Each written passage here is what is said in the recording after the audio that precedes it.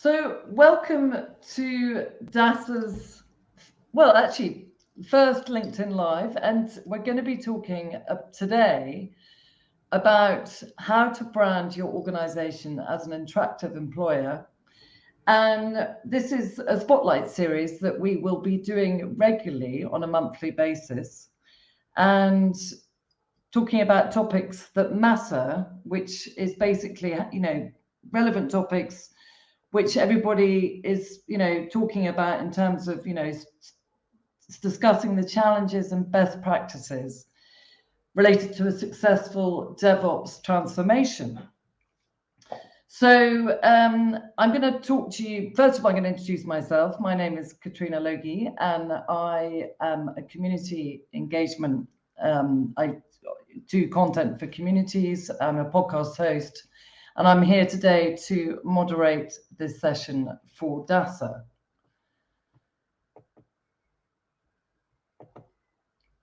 So today, as I will just briefly run through the agenda and also any housekeeping, but this is the first of our webinar series, as I mentioned earlier, and I'm going to introduce the speakers in a minute, and then I will discuss the key themes for today's webinar. And any questions that you may have, please write in the chat and we will answer at the end of this webinar, and I will read them out to our speakers. And then we will close with the resources that we have used in today's webinar.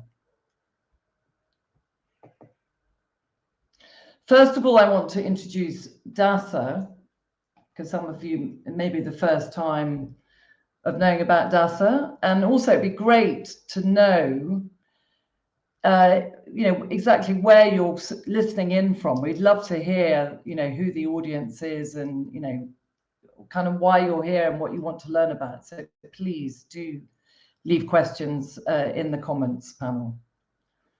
So DASA is the world's largest DevOps and Agile association, fostering dialogue, debate, and collaboration amongst leading industry professionals and organizations. With a network of 300 partner organizations, DASA helps define, inform, and advance the DevOps industry through networking, information sharing, awards, lifelong learning, and certification. It was founded in 2016 and has over 300 partners in 48 countries, and with thousands of professionals who have taken our courses or training, and we're growing rapidly. So just as I mentioned a little bit about the Spotlight series today, so industry bodies and community platforms such as DASA offer guidance and advice based on co-creation and shared experiences. And for every challenge you may have, other organizations and leaders have faced these, and other challenges in their transformation have come up with effective approaches and solutions. So we want to invite you to join the DASA community as we discuss complex and relevant topics and tap into the collective intelligence and experiences of others from around the globe and exchange ideas and practical guidance. So please, as I mentioned earlier, do share your comments. Now I'm going to introduce our speakers for today's topic and how to brand your organization as an attractive employer. And we're going to be hearing from Laia Kavala, who is Global Talent Director at Reckitt and is passionate about HR with experience in human resources, encompassing both generalist and compensation in different countries and sectors. And Reckitt is home to the world's best loved and trusted hygiene, health, and nutrition brands. And joining us from DASA, we have Helen Parker, who's membership and partnership expert from DASA with extensive experience leading business development and membership management on an international scale. So welcome both of you today. Thank you. Thank you, Laia. Thank you, Laia, for joining us in your busy schedule. But I know that you're going to have a lot to say about this topic, so we're very excited to have you on our first Spotlight series on LinkedIn Live. A pleasure. Thank you for inviting me. And some of the topics we're going to be discussing today are company culture, employer branding, challenges in finding talent, and obviously how to maintain and invest in talent, and celebrating successes, mobility, diversity, and inclusion. But let's start with one of our big topics for today, which is culture. So, we know that Reckitt is a global company of over 43,000 employees. And what I would love to know is, obviously that's quite a lot to manage, Laia. How do you manage the company culture, and what's the most important to Reckitt as a company culture? It's a great question to start with. Thank you, Katrina.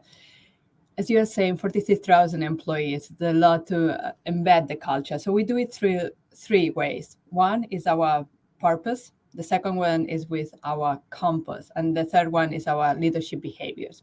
So a little bit it goes with the why, how, and what. So our purpose is our why. Why do we exist as a company? And how do we translate to the reason why we have these lovely brands? And for me, it correlates personally as well. And having a cleaner world, and how do we make it the reduction of plastic? How do we do campaigns like Finish to reduce water? So it's this connection helps us, all of our employees, to actually connect and have a purpose connected to the company. So this is the why we exist, our purpose. Then how do we do it? The second element is through our compass, our value set. And this helps us navigate this. What is it for us? It's like with create. How do we create better brands? How do we navigate through these brands even better? How do we innovate even more? And finally, we have the leadership behaviors, which is these values put in practice. How do we guide our leaders to be their best version of themselves and help us drive the business? And an example of that, we have the value of care. And how, for example, in a meeting like that, and we are nowadays a lot online, is how do we make sure that we listen all the voices and we are inclusive by nature? So we do have a saying and a way of operating as a team is interrupt the interrupted. So when someone is interrupting someone else, it's just making sure that we call it out and embrace that. So this is a type of leadership behavior that we want to make sure that we have an inclusive and attentive listening to the other members of the team. So these three elements with the purpose, our values, our leadership behaviors help drive the culture across these 43,000 employees. Very good. So yeah, it's very important to obviously everybody within the organization has a voice and is aligned with your purpose and values. And actually, you mentioned as part of your values or defining your company culture, freedom is in your DNA. And what does freedom mean for employees at Reckitt? And how do you define freedom? Mm-hmm. It's another difficult one. Freedom to succeed. How do we do that in terms of activating the freedom to succeed for all of way? I can think of different ways on how we activate the freedom to succeed. The first one, I would say, even from an employee perspective, it's the freedom to define your career. And that's the whole freedom to succeed as well at their best. What is it that you want to do? How do you define what's next? How do you embrace your learning, your ways of working, and going forward for that? So it's really this freedom in the terms of aspect from your own career, but equally, this is the freedom of creating new ideas, being an entrepreneur, implementing these ideas and moving forward into a non-hierarchical organization. So it helps a lot the culture, back to your first question, to implement this freedom to succeed in the normal space. And an example of how do we do that in practice, for example, in creating new ideas and turning it around. So we have the really quick product. So for example, we have seen, let me think of one that relates into that. We have had a really quick transformation. So we have 3 years ago now, we split the business in two, and we did it within 3 months. So our speed of turnaround, it was like, compared to the benchmark that typically is 2 years, it was impressive. So this is another element of the freedom, the ability to transformate what we have into another space. So these are some elements that gets us some freedom. And back to your point on how do we get the understanding of the people and knowing what is important for them. We have our Freedom Forum where we ask feedback and we understand what are the ideas that you want to execute, how do you want to bring them forward. So checking in and understanding what are those elements to bring the forum and the ideas together. So there's the part on driving your own career. There's the part on entrepreneurship, fast pace, and getting the freedom into that terms elevated, and equally getting the feedback back with this Freedom Forum. Great. So I love that. I love the idea of Freedom Forum. I mean, you know, is that built into your, you know, how do you communicate that? So Freedom Forum, it's a portal where we can put new ideas and how do we, so it came as well during COVID, especially what's working, what's not working, how can we renovate, the return to the office, give us some input, some ideas. So this is what the Freedom Forum is, just populate ideas, new products, and just get innovation across the teams, and it can come from everywhere. We believe there is no bad idea coming from one part of the world or one level of the organization. It can be universal. So this is a way for employees to speak up, share ideas, and give us opportunities as well as a business, actually, if these ideas materialize in new products, in new innovation, or in new ways of working. Wonderful. That's like building a sort of community within. Definitely. A freedom community. So great. I love it. Helen, you know, back to sort of talking to you. Mm-hmm. How is, you know, talking about company culture, and obviously you're having conversations with a lot of members from DASA and organizations. You know, how is culture and behavior an obstacle in DevOps, for example? Yep. So from a DevOps perspective, you know, I was reading the Atlassian DevOps Trends 2020 survey a while ago now, which showed that about 85% of organizations face a serious obstacle in the DevOps transformation. And that tends to be linked to either lack of skills, old infrastructure, and corporate culture, the big one. So the real issue being is that often companies have failed to address or understand culture and process changes needed to adopt the new way of working. You know, Laia would know all about the challenges you face. Now, you've done it in record time. I think that's extraordinary. But not all succeed in doing so. So culture is really important. The real issue being that often companies fail to address it or understand that the culture and process changes are needed to adopt the new way of working. So as it creates the environment in the organization, it influences, you know, everything Laia's just mentioned. It influences the nature of how an organization works towards its mission, its goals, its objectives. Culture can also dictate the policies, the processes that enable an organisation to become the essence of its mission, you know, the true goal.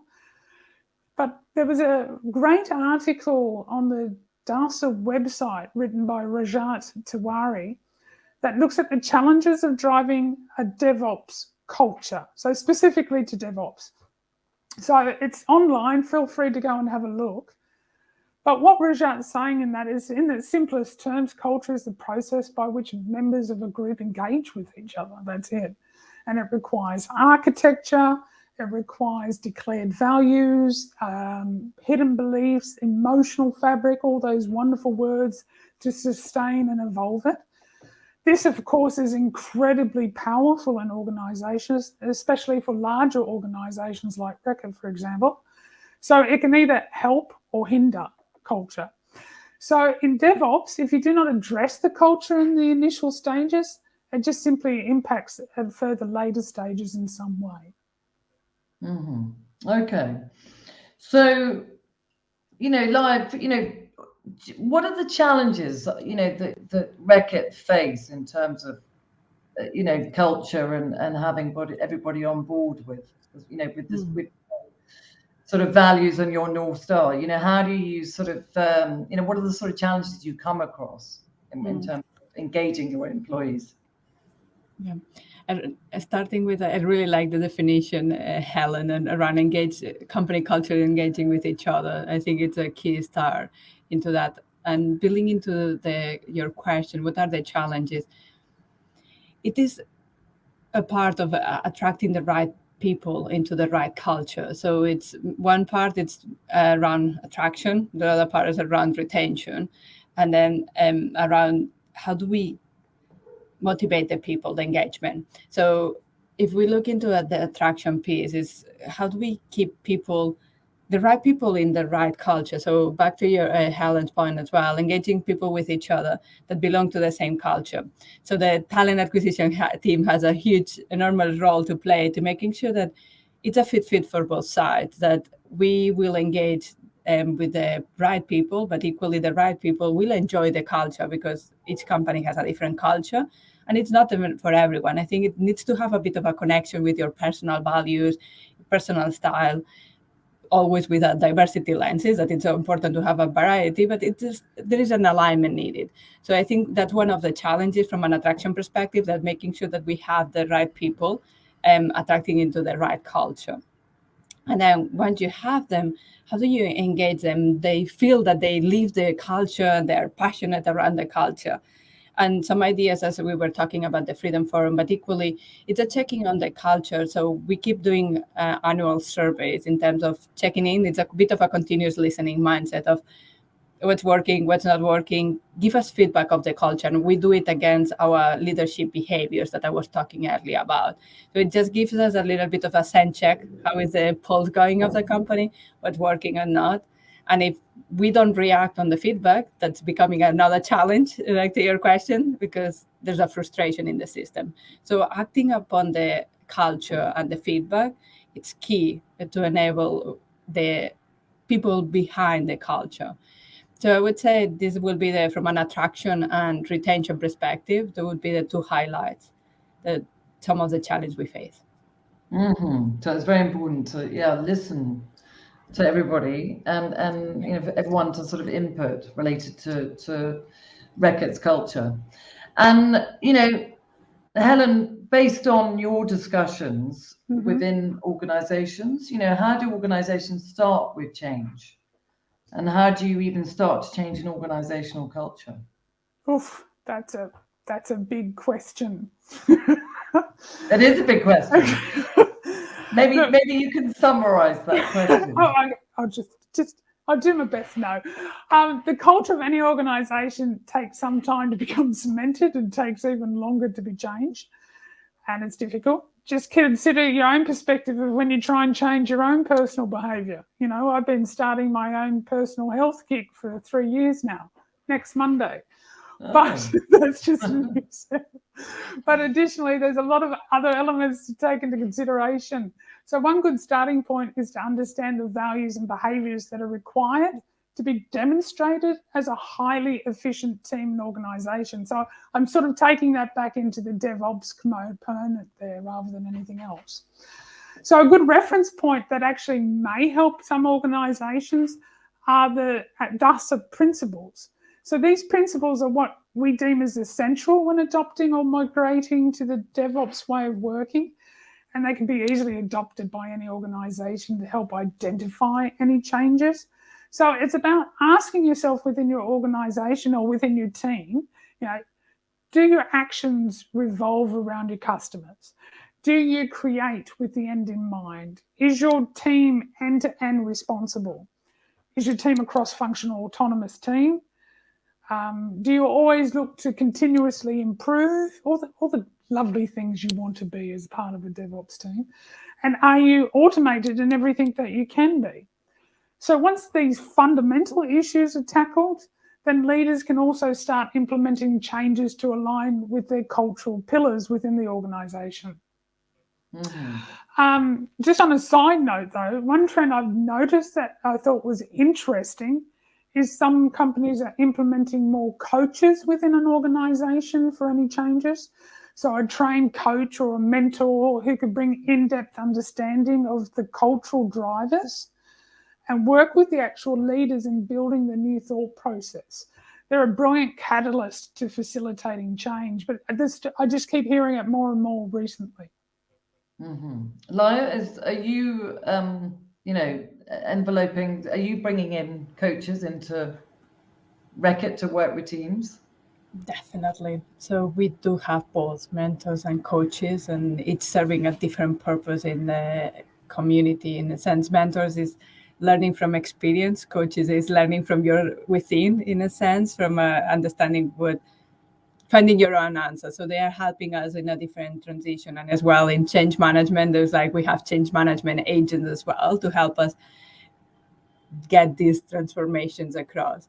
So we do leverage a lot the mentoring, from learning from each other, getting a little bit of what are the key elements that have worked in your career. And we target the mentoring depending on the needs. Can it be functional? Can it be leadership? What are that you want to work on? It needs to be always a purpose related to the coaching, the mentoring, and what can it help you with.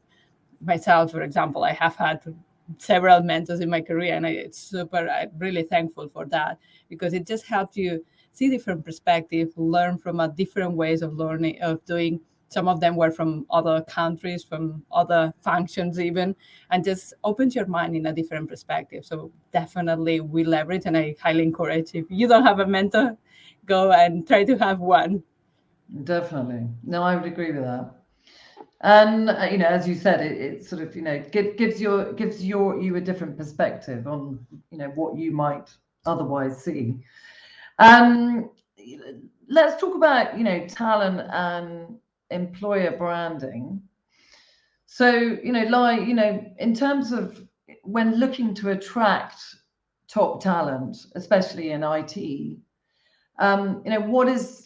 what do people look for? What do you offer to attract talent? And what are the Generation Z? What are they looking for these days? In terms of if they're going to work for a company versus the competition that's out there. Work for Reckitt. Sorry.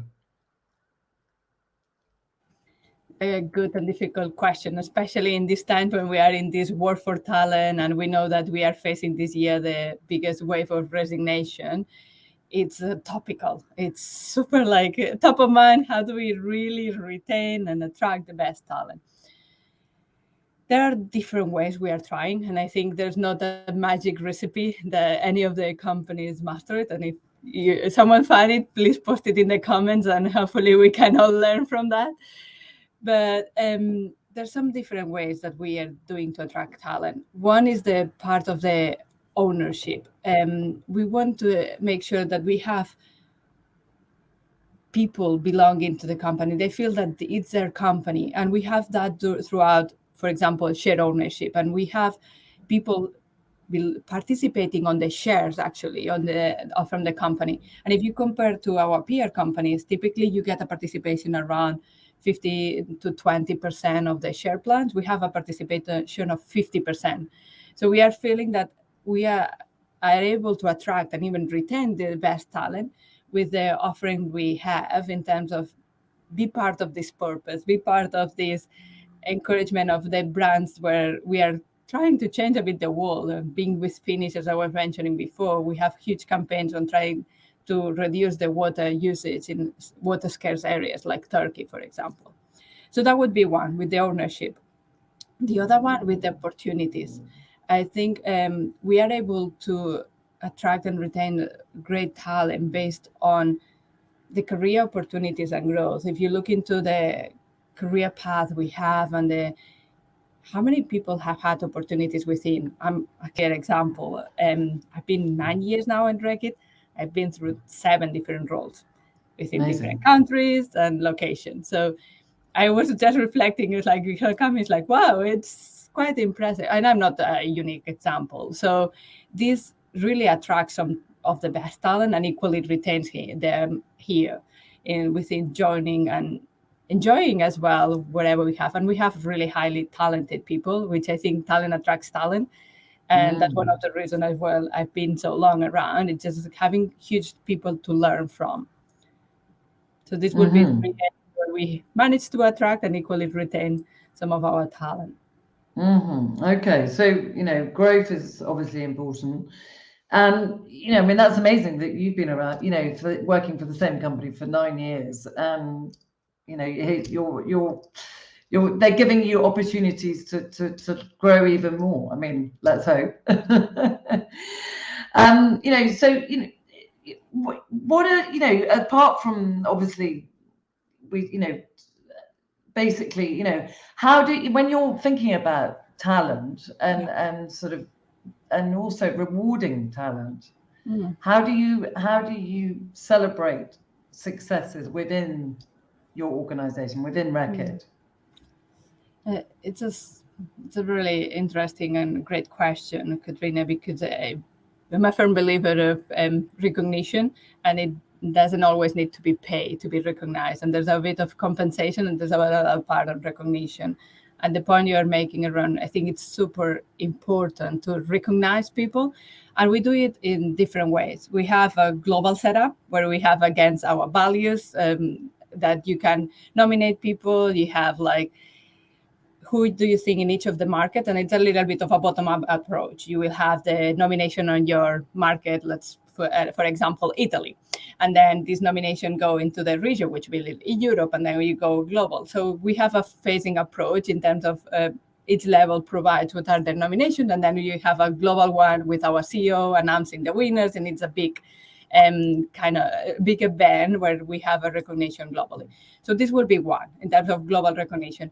But equally, the second one is on a day-to-day, the little by little recognition. So after the meeting, making sure that we recognize each other, we give feedback on the moment, and it is embedded. So whenever you have done something well, just say, wow, thank you, or just well done. And one of these examples is how do we do it is a bit of the gratitude. And an example we have in one of my teams that I like to share with you is after a meeting, when we just finalize, we just checking with each other and give, how are we feeling after this meeting? And just giving something that it worked well, like a bit of ensuring that whenever someone presents into our meeting, there's always a specific feedback given to them, and they can take something away from that. And I believe that's out of respect, but equally it's a huge learning opportunity for the person who is presenting, for the person who is taking the time to come to the meeting and actually get the session. So it's this little intervention that it doesn't need to be huge thing, but it's just specific feedback saying, hey, you've done great in here, continue doing that. Or just, it gives well done, thank you. It just matters a lot on a daily basis. So this will be the two from a day perspective, but equally on a global basis, formal, we have our recognition awards. Okay, brilliant. I love it. And I agree with you. I think it is important. I work for management consultants, and, we had a 6-month review, and, they wanted our feedback as much as, them giving us feedback. So I think it works both ways.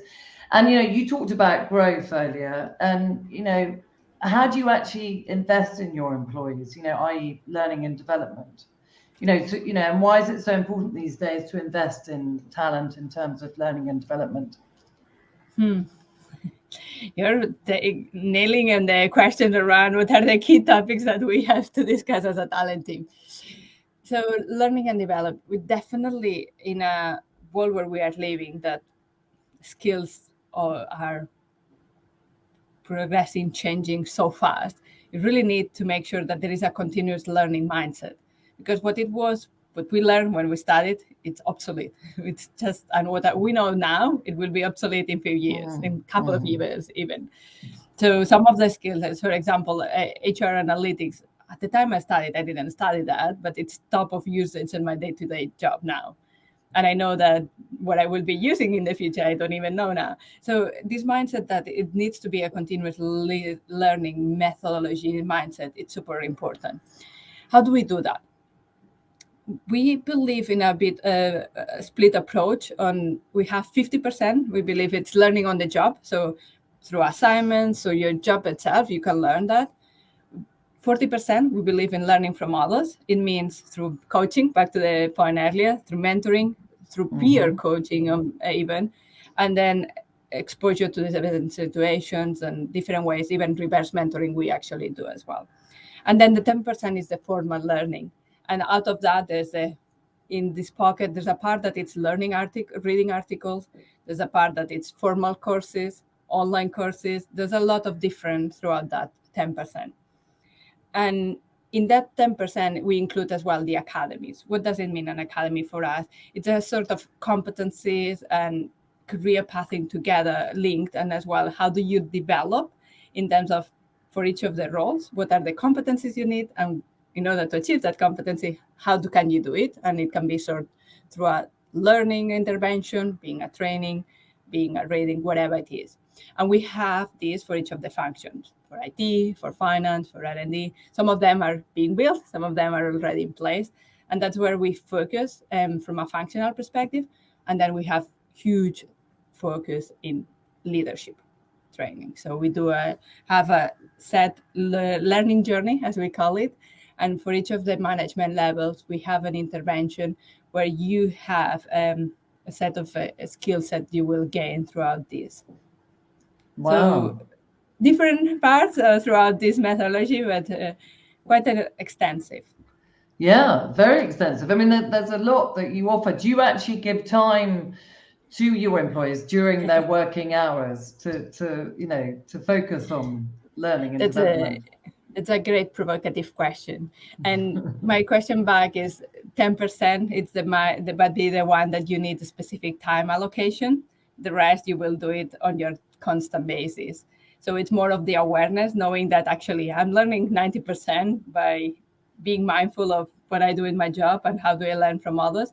But answering your question, I think that's where we will be keeping up some of the how do we embed some of these programs. It's something we need to reflect on. What is the time allocation we are giving to our teams? Again, happy to hear some ideas from our audience as well. If there is any way how you embed and give time to employees, super happy to consider. But it's a part that we are now checking. How do we do even more? And especially in a world where we are virtual, and some of the training is virtual as well. And there is a tiredness in the screen. So there's some added complexities that we didn't used to have in the past. I think it sort of, it sort of helps if it's giving employees, time to sort of manage their time in a way that is productive and also gives them time to do the work at hand, So it's about doing it within their time. But as long as they get the job done, that was me just, off the top of my head. Yeah, no, definitely. And it's the adult to adult approach that we take, is that everyone manages, but and I think it also, learning from each other, skill sharing is a great thing. Yeah. And also, I think, talking about employer branding, it's great to have your people that, your employees going out there and talking about Reckitt. So, in terms of, being a sort of, they are branding, your company by sort of, encouraging, talking about Reckitt as a great company to work for and getting people interested in Reckitt. So I'm sure that, like Glassdoor, for example, and places like that. So you sort of, have to be aware of how they're going out there and sort of talking about Reckitt. Yeah, it's quite important, And Helen, DASA, coming back to DASA, what are the conversations you're having with organizations around talent, and how do they retain talent and attract talent? Yeah, it's an ongoing conversation. Everyone wants to know about talent. So, look, achieving change requires a workforce that is a blend of different skills, of capabilities to cover technical, business, digital domains, all of it. It's a big ask. But at the moment, there is a shortage. The Netherlands, for example, just reported that unemployment dropped to a 19-year low despite the pandemic. You know, it's incredible numbers at the moment. And even before COVID, Korn Ferry actually forecasted by 2030, financial business services will have a skill deficit of 10 million people. 10 million, just to put that into perspective. And Amazing. The technology, media and telecom sector will be short of more than 4 million workers. So this deficit has the potential to stall any strategic plans that any organisation in any industry may have. So, yeah, there's a good reason why people are talking about talent. My goodness, those are big numbers, and yeah. And also, you know, I mean, it just goes to show that, you know, it's very rewarding, I think, at the moment to kind of think about how you can sort of upskill and reskill. Yeah. And also perhaps take a new direction in terms of, you know, your working life, you know. Yeah. And I think that's where we're getting a lot of the younger generation sort of, you know, they're not sticking around in companies for too long, and they want to sort of, you know, get as much experience as possible. Yeah, that's like the days of, you know, like parents who used to work for a company for 40, 50 years is long gone. And, you know, there's a better balance, I think, too, these days, where people are looking more for that lifestyle balance. And then in the last couple of years as well, you know, we were just talking about it a moment ago before we started, that the balance now of life, working from home, for example, or partially in the office, you've sort of regained a part of your personal life that not everyone wants to let go of. So it's sort of being aware of those changes as well, of what people are looking for. Yeah, I mean, that goes back to freedom. Yeah. You know, having the freedom to, you know, give them choices and also trust them.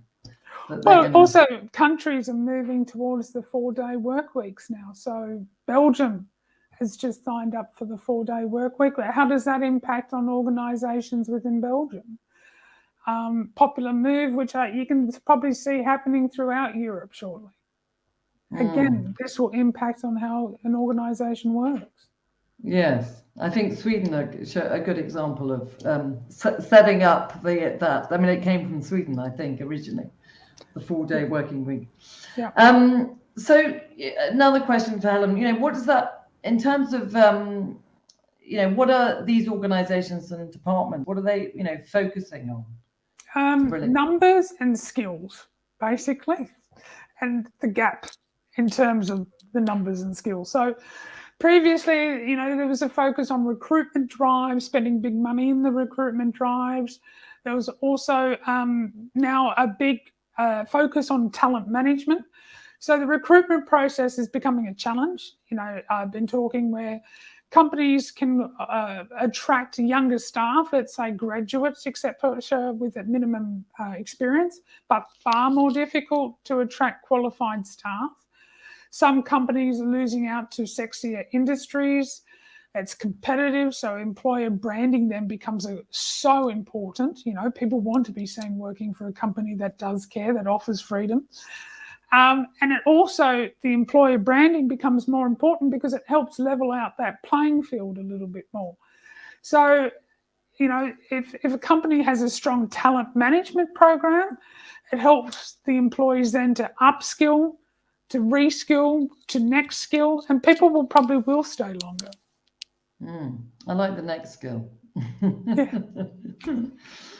So, you know, because we're moving on to leadership, because I mean, you know, we're sort of talking a lot and getting through time quite quickly. You know, Laia, you know, how does leadership influence organizational culture? It's a big question. Massively. So they are drivers, and that's why we have the leadership behaviors to enable the culture and help us drive this culture. And it is from micro behaviors, how do we behave on a day-to-day basis, but equally on the decision we make. So leadership has a huge impact on the culture. And we were recently discussing from a diversity perspective, because leaders play a huge role into the diversity agenda. And how they make decisions is not only on the diversity, but especially on the inclusion part. They condition our culture. They condition as well how people feel and embed that culture. So it's massive leadership role to play.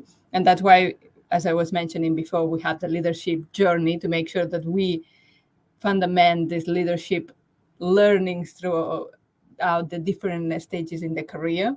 That's why we have the leadership behavior feedback when we ask employees to give feedback to their direct reports, equally to the managers, the peers. So it's a bit of a 180 degrees feedback. So we do different interventions to make sure that leadership are aware on their role to play in the culture, and they embed it as well, and they master it.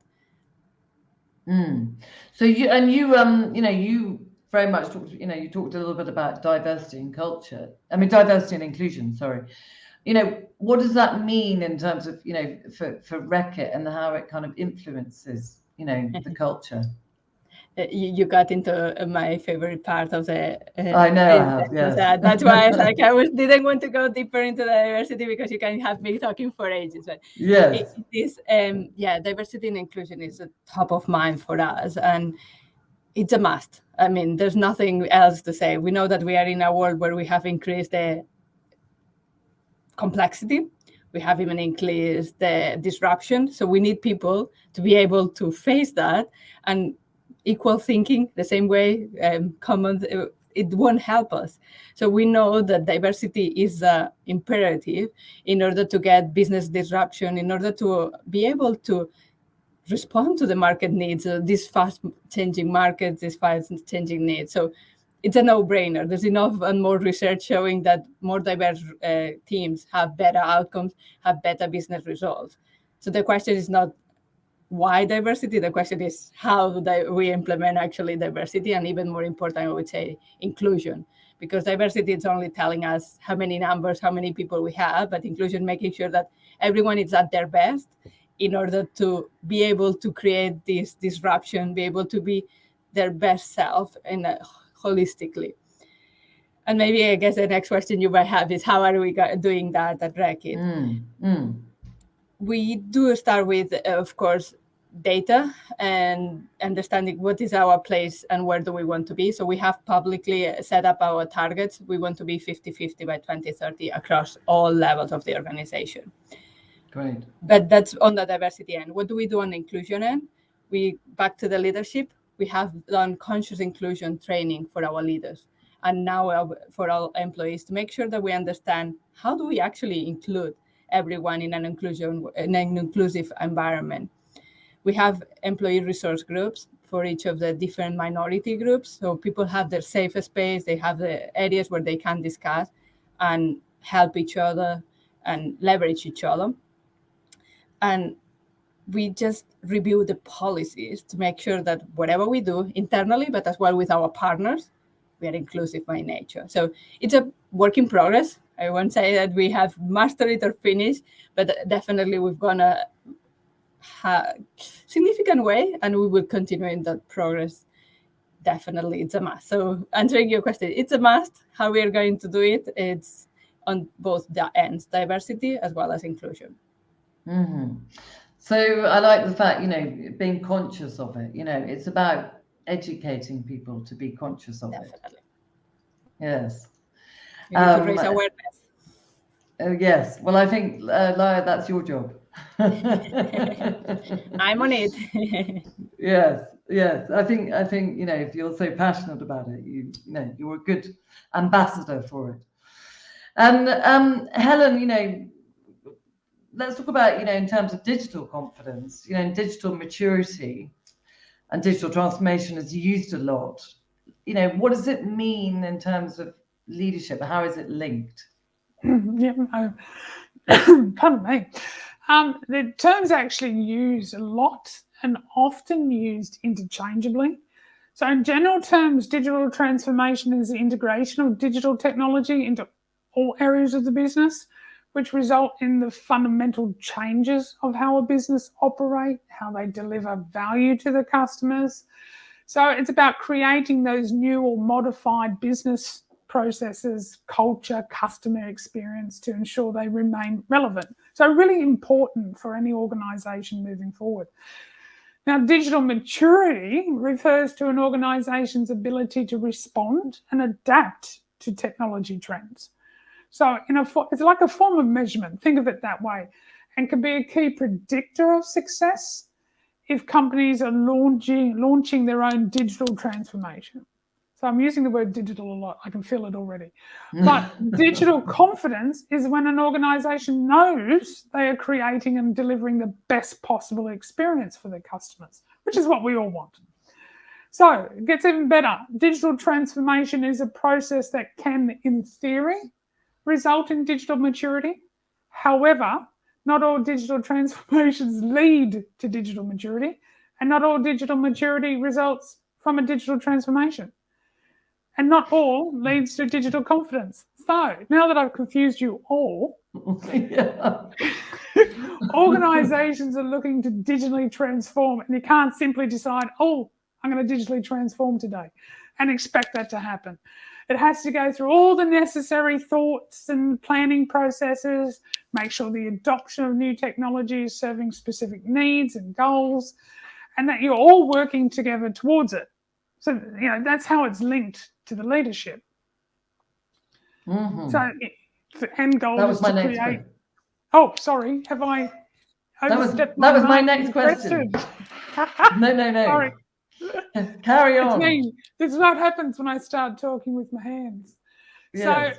So the end goal is to create DevOps teams to drive success for an organisation. So when our staff are motivated, when they work autonomously and feel the ownership, when the vision is clear, when the culture of trust is visible, and finally you have good leadership, the organisation will create the change and the business value that you need. So you need a really good, strong leader to drive this through.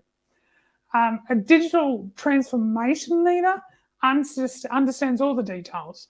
They have a deep connection and understanding of the customers. They have an understanding of the business model, the business process, the supporting technology, the team, the staff. And all organisations pursuing digitalisation need this fully engaged leader to take charge and drive actual performance gains from those digital investments. So a hugely important role. Mm-hmm. Okay. And also, as we were talking about earlier, diversity and inclusion is as important in this digital transformation. So how do we, encourage it within digital transformation? Helen. Oh, sorry. So I wasn't sure if it was for me or for Laia. Sorry, Helen. Yeah. Look, what DevOps is all about is creating that multi-skilled and efficient team. So it's all about, taking the diverse and different backgrounds and bringing it together to create a more impactful organisational team. So teams that are able to manage all the responsibilities thrown at them, and they're taking on full responsibility from the cradle to the grave for the product and services they support, etc. It becomes important, for the future. In the future, there's going to be different roles in IT. Things will become more generic. DevOps teams will develop, and IT people will become more multi-skilled. The dynamic is completely changing. The key to working in this environment is to recognise that there are skills and knowledge set that needs to be present in every team. No matter what organisation you're from, DevOps requires a specific team. So the distribution of these skills and knowledge may differ from team to team. However, they will need to do it or ensure they have enough of each skill and knowledge area to ensure the service is delivered as required by the customer. The customer is going to be the one who dictates this in the end as well. Mm-hmm. So this naturally requires a team to work together and focus on common and clear objectives. A good starting point for any organisation is looking at what are the fundamentals of DevOps and ensure the entire team understands what DevOps means, that the key concepts are understood, that you have a common terminology. And then the background and variety of experience won't be such an issue. Quite a number of organisations are introducing fundamentals courses as part of their onboarding, for example, to ensure that all new members, no matter what country they're in, are on the same basic level and understanding. And that sort of brings a unity into that culture that helps drive a more efficient team. Mm-hmm. So it's kind of, again, it's back to values, as we just talked at the beginning. Yeah, and sometimes it's, going through all the different layers in it and really going back to basics. Are we talking the same language? Do we share the same goals? What are our objectives? And if you have clear defined objectives, it's a better experience and more powerful experience for any team or organisation. So it's really a holistic approach. Yeah. And also, I think also it's about, managing oneself and giving, that responsibility back to the person to kind of, manage their own work and not be sort of, managed as we, as a back, you don't want to be sort of managed. You want to give people trust that they are going to get the job done and in the time that's required. So, and we talked a little bit about, how Reckitt obviously celebrates successes, but, one last question for Helen before we go to questions from the audience. Why do you think it's important to celebrate successes, and recognise talent? And how does DASA acknowledge that? Look, DevOps transformation is tough. We've just said it on many different levels. And especially if existing practices are deeply entrenched, it's going to get tougher. So change requires a lot of patience, it requires perseverance. And given that DevOps is actually a journey, waiting to celebrate at the very end it simply becomes an exhausting process. So celebrating small success in the beginning and then celebrating major milestones later on really sets an environment to not only promote the engagement within the team, but also increase the adoption over time. So as an industry body, we often hear directly from companies about their successes. And so we understand that sometimes it's also important to recognise this publicly as well. So it's vital that we recognise and celebrate the excellent work of DevOps champions and learn from their success stories. Really important. So, for example, in April, we're going to be hosting an award celebrating transformation, leadership, business impact, and community success. So what's really exciting about this is it's about building the awareness and visibility and actually raising the standards of excellence. What they do is enable organisations to continually improve their offerings, and in turn, organisations share what they've been doing. So it's about creating support through thought leaders, preparing for the future, helping others to navigate the world of digital disruption. And all of that is disguised as an award. So a big tip for anyone listening is, after the awards are announced, find out and have a good look at what these organisations have been doing and see what you can learn from them, because this is the purpose of the award, to celebrate a dynamic industry no matter what kind of organisation you're working with. And see what other companies are celebrating. I think, again, I've been with associations for years and in different industries as well, and the awards was one of the big moments. Some people think it may be just about the trophy, but what the case studies that used to be raised from it was extraordinary. What some of the skill sets that have been growing and developing over the years with companies that you normally don't get to hear about. Yeah, so it is about, sharing stories and hearing from others. And, basically the awards will be coming up for DASA on the 20th of April. So, we're happy that people will nominate their peers and employees. So, please, go to our website and find out more about it. And join the celebration also. When people succeed and win, acknowledge them and celebrate with them. Yes, yes, exactly. And I think Laia was saying that, that Reckitt do that and they do it on the day-to-day and a yearly focus. So, to encourage people to, carry on the good work. So talent is a big topic. We've managed to talk about several different areas related to, company culture and employer branding and celebrating successes and challenges, etc. So, thank you both of you for participating in today's webinar. Just a couple of questions from the audience. We've got one from Krista Yave. She said it's a very interesting insights that we've shared today, and the recording. Will you share the recording after with others? Yes, we will, Krista. Happy to do that. And please do leave your details on the comment, and we will share that with you, your email. Laia, such a great set of activities from Bruno. You've had to both attract and retain talent at Reckitt. Do you have any recent actual data from your employees that indicate which of all these activities are the most valued ones, and have you tracked that over time? It's a great question. We have some data, but most of these programs are relatively new. So we are tracking throughout our employee survey that I was mentioning before in order to hear what's working, what's not working. And some of the academy, some of the leadership journey, we do feedback after the session or after the intervention.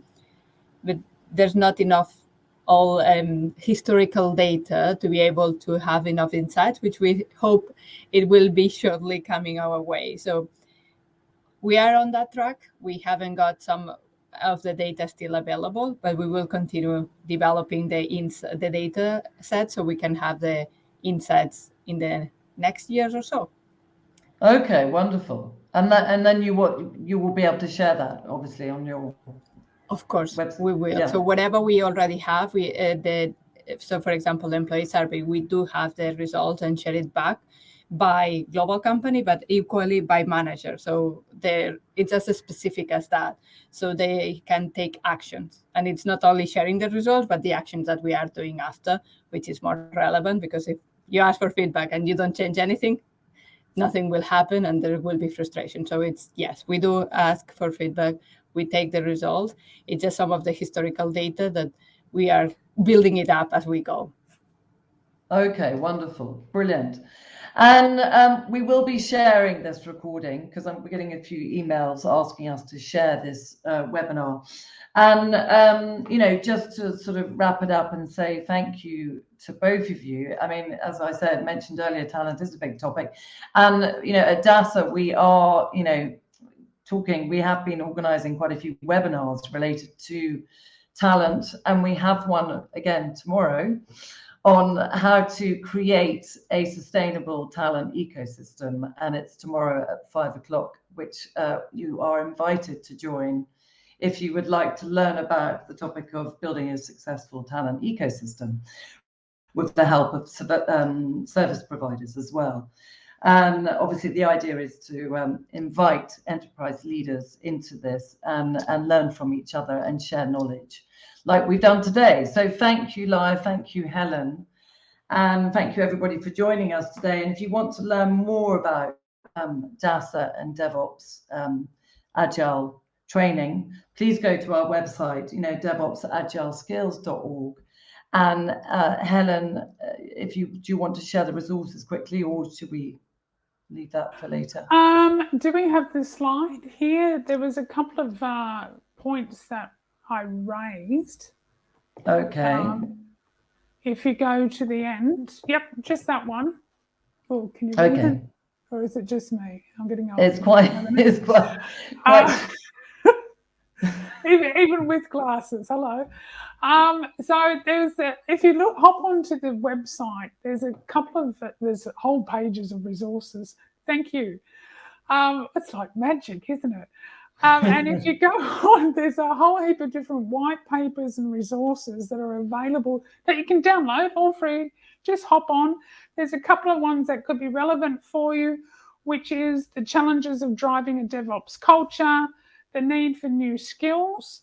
And there's a couple of tools on the DASA website, which includes the DASA competence model, the DASA quick scan, and the DASA principles that can all help you in terms of talent management, looking at the skills gap and determining what your needs are. So that's it from me. Wonderful. Thank you very much, both of you. And thank you again, Laia, very much for your contribution from Reckitt. It's been fascinating, and what a great company Reckitt is in terms of employing, investing in their employees. And, you know, I think, you know, I'd want to go and work for Reckitt, and you know, in terms of the generosity they give to their employees in sort of engaging them and being interested, and a great sort of, you know, philosophy for employer branding. So great. Thank you very much, Laia.